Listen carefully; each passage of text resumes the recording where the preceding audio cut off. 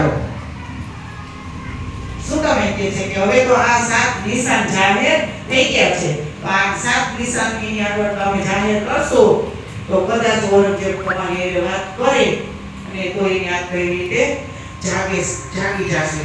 तो ત્યારે હુકમ કરે છે શ્રીજી લાલદાસજીને, इन समय लालदास को हुआ हजूर का हुक्म, जाओ को सुल्तान को न्याय के पैगाम पर तुम। तो એવામાં પોસ્તુત પાંચમીના દિવસે રામનગરથી રીરજુભાઈ આવે છે। રામનગરથી ધરાથી લઈ ગયા ને શ્રીજીને લઈને, તો ત્યારે શ્રીજી કીધું હતું કે રામનગરનું રટપટન થઈ જાય। તો એમાં પુરુષુની ચાતરના દિવસે રીરજુભાઈએ કે પોષ સુદ પાચક को बिरजू दई खबर रामनगर राजा ने हस्तल खोद्यो भरी तोरो। तो पोष सुदी पाचकना દિવસે રીરજુભાઈ આવીને શ્રીજીને કીધું કે રામનગરના રાજાએ અમારી હવેલી અને મંદિરને તોડી નાખ્યું છે અને સુનકાન દુઃખ પાયા હુઆ કઢા ખરાબ, જેવો ખોદો હસ્તલ કો તાકો રહે ન પકડો તાબ। તો આ સમાચાર સાંભળીને શ્રીજીને ખૂબ દુઃખ થયું। જેવી રીતે રાજાએ હવેલીને ખોદીને નષ્ટ કરી એવી જ રીતે રામનગર પણ નષ્ટ થઈ ગયું। શ્રીજીએ હેંગળા ભેગું જ કોઈ પણ બચ્ચો કઈ મોટી રામનગર આખા ગટરપટણ થઈ ગયું। અને શ્રીજી ગઢામાં હતા અત્યારે તો રામનગરથી ગયા ગઢામ, તો ત્યાં એને આવા દુઃખદ સમાચાર મળ્યા, તો શ્રીજી એને પણ અપશુકન ગણાયું અને હવે શ્રીજી ત્યાંથી નીકળી જાય છે ગઢામાંથી અને એક બાગમાં આવીને રોકાય છે। तब दीवाने कही एक बात पर आए रिसाए तुलसी यहाँ रह गए वहाँ न जाने पाए। तो दीवान देवता कह્યું કે એક બાબત માટે ત્યારે શ્રીજીએ દीवान દેવતાને પૂછ્યું કે તમે તો પાના નતા, તો કે તમે અહીંયા કેમ રહેવા આવી ગયા, તમે તો મોહમાં રહેતા હતા दीवान દેવતા। તો કે હું એક કારણથી રીસાઈ હું અહીંયા આવી ગયો, તો મેં કીધું હું અહીંયા જ રહું છું। તો આવી રીતે અહીંયા દેવકરણને પૂછે છે શ્રીજી અને કહે છે કે શ્રીજી કે દેવકરણભાઈને કે તમે કે છત્રસાલ સુધી સંદેશો પહોંચાડી દેશો કે શ્રીજી આવી ગયા છે। તો દેવકરણભાઈ તો તૈયાર થઈ જશે। શ્રીજી એવું કહે છે કે હિન્દુસ્તાનના મેં કેટલા રાજાને બાટલી લીધા, કેમ કે ઝાકળ યાત્રા કરતા કેટલા રાજાને મળ્યા, પણ મેં કોઈનામાં પરમધામનો અંકુર જોયો નહીં।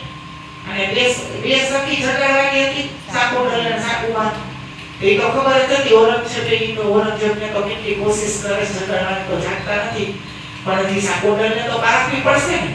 તો ત્યારે દેવકરણભાઈને શ્રીજી કહે છે કે તમે છત્રસાલને પહોંચાડી દો મારો સંદેશો કે શ્રીજી અહીંયા રામનગરની આવ્યા છે અને બાગમાં ઉતરા છે રામનગરથી નીકળીને ને કેતકી નદીના કિનારે।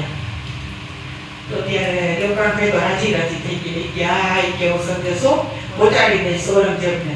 પણ ઔરંગઝેબને હું સાંભળને કે શ્રીજી કહે છે કે મેં આટલા હિન્દુસ્તાનના રાજાને ફરી વળ્યા જોયા ઢંઢોળ્યા, પણ કોઈનામાં મને પરમધામનો અંકુર દેખાતો નથી। અને એને તો ત્યારે શ્રીજીને ખબર પડી ગઈ હતી। શું કહે છે કે પરંતુ છત્રસાલજીની અંદર સાકોડલની આત્મા જોઈ છે, તેની સાથે અમારી ચર્ચા હવે થશે। શ્રીજી આવું કહે છે। અને પ્રકાશજી લાલદાસજીને કહે છે કે તમે ઔરંગઝેબ દિલ્હીમાં ઔરંગઝેબ પાસે તમે જાઓ અને કુરાન ખોલો અને મેં તેને સમજાવો, પણ કાંઈ કાર્ય થતું નથી।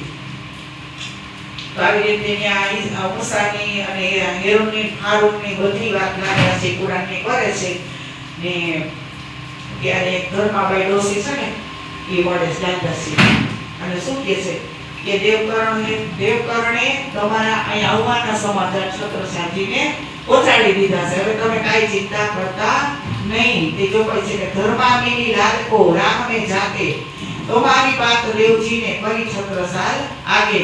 કે લાલદાસને રસ્તામાં ધર્માબાઈ નામના ડોસી મળે છે અને એમણે કીધું કે દેવકરણે તમારા આગમનની વાત છત્રસાલને કહી દીધી છે। તો આ વાત લાલદાસજી સાંભળી અને છત્રસાલના ઘરે હવે લાલદાસજીને કહે છે કે છત્રસાલના ઘરે તમારી ચર્ચા થવા માંડી છે કે હવે શ્રીજી આવી ગયા છે, લાલદાસજી આવી ગયા છે। તો આવી રીતે કે તમે દેવજી પાસ પઠાય સંતદાસ ધર્મદાસ બાકી લીખી પહોંચાડી કહ્યો સંદેશો ખાસ। તો ત્યારબાદ શ્રીજીએ સંતદાસ ને ધર્મદાસ દેવકરણની પાસે મોકલા અને પત્રમાં ખાસ સંદેશો લખીને મોકલો। તો એવામાં અગરિયાથી શ્રીજી લાલદાસ ઉત્તમદાસ જીવનદાસ ગોવિંદદાસ પણ મહારાજા છત્રસાલ પાસે એને પણ પાસે ત્યાં મોકલા। તો શ્રીજી આવી રીતે રામનગરથી ગઢા રોકાણા, ગઢાથી એક બાગમાં ઉતરા અને હવે ત્યાંથી નીકળી અને હવે શ્રીજી ક્યાં જાય છે? પના તરફ પ્રયાણ કરે છે. તો કે મહામંત્રી કહે મોમીનો એક ગઢાથી વિતર્ક આગે કહો પરનાકી પનાની કી જો હે હુકમ હક કે હવે ધામનગરાનાથી ફરમાવે છે કે સુદર્શનજી આ ગઢાની વિતક છે. હવે હું આગળ તમને પનાની વિતક કહું છું. હવે રાજી મહારાજનો હુકમ થયો છે. તો હવે પ્રકરણ ચાલુ થઈ છે કે શ્રીજી અને મહારાજાની ભેટ. હવે પ્રાણનાથજી અને છત્રસાલનો મેળાપ થશે. હવે પ્રકરણ આવે છે. થોડીક પછી